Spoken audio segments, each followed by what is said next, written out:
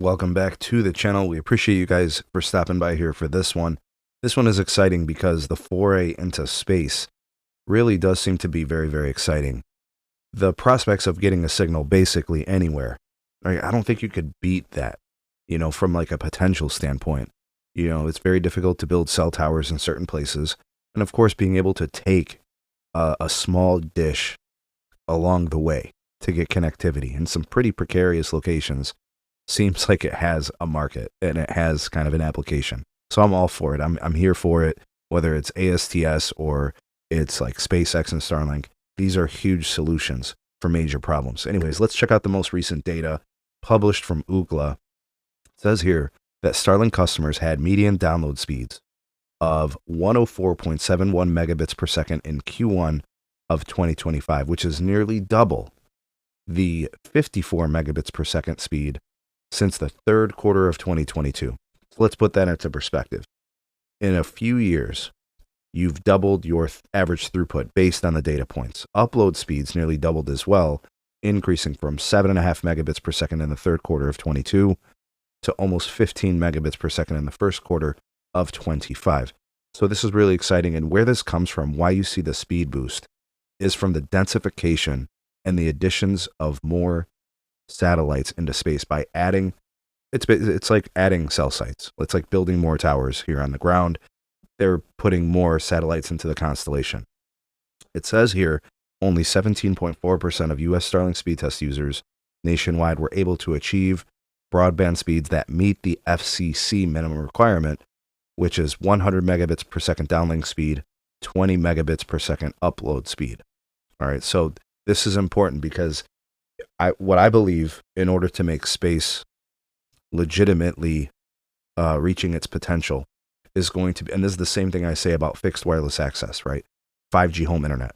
In order for it to reach its potential in growth, usage, and just becoming better, I do believe that there's going to have to be a certain amount of funding that's going to have to reach these two industries, right? So space, connectivity, and then also 5G home internet.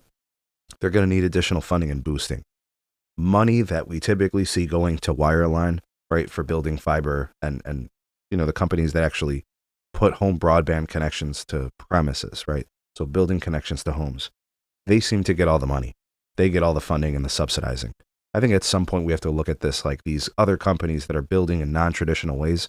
In order for those technologies to really take off, they're going to need funding too. And I don't think it needs to be argued that these connections have their place. We've seen from time to time where the emergencies, where our terrestrial networks fail us, whether it's power outages or it's extreme weather and it's fiber cuts, like we kind of do need some backup plans that are legitimately able to carry until those other networks are repaired, restored, or whatever the case may be. So I think there's going to come a point where, whether it's the BEAD funding piece or it's the NTIA or it's the, any of these agencies and the states, I think it has to be discussed too, have to kind of come together and be able to supply some push. And I think the only thing that needs to be adjusted here is if we can get, whether it's Starlink, ASTS, or any of these other constellation builders, if we can get any of them to get to that 100 megabit down, 20 megabit up as a standard, like anyone from anywhere can get that speed, guaranteed, right? No fluctuations. We get to that point. Now we have ourselves, companies that can produce the actual definition of broadband, because 5G home internet, I mean, that's typically what they guarantee, right? Like Verizon offers a tier that's 300 by 20. T-Mobile, I think they try to offer the definition of that 100 by 20. AT&T, I'm sure, is trying to deliver that too. And a shared resource, right? Those are wireless networks, and they obviously have like lower priority and those kind of things. But collectively, I think we've got potential here, right? And I get it. Sometimes it's expensive. I'm not saying that Starlink's going to do this for free and cheap and all that stuff. But if they fit the BEAD requirements, if they fit the broadband requirements and they can qualify for BEAD dollars, then they're going to be better able to build the constellations to a denser level. And I think we have some real potential there. I didn't want to make this article too long. I hope you guys understand I'm an advocate for connectivity. And I think that we need all of our options explored. We cannot just look at this from one angle. Oh, we can only do fiber. We can only do 5G home internet if we're not doing fiber. I think we need everything. And these companies are building these constellations in space.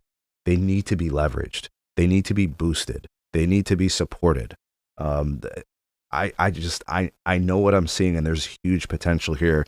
And I know that people could really take advantage of this. Anyways, tell me what you guys think of the report. What do you think about my angle being an advocate for space connectivity? I'm not talking about going up to space and sending people to the moon. I'm talking about using satellites as main connectivity tools. If they get the support that they require, I think there's huge potential there. What do you guys think? Let me know. Drop me some comments. The progress has been amazing over just the last few years. Imagine the discussions we're having in 2030 if we actually properly support this industry. Let me know your thoughts and opinions. They're welcome down below. You are the voice of the people, the SMT Nation. Let your voice be heard. Like, share, subscribe. Check out some more videos. We'll see you guys soon on the next one.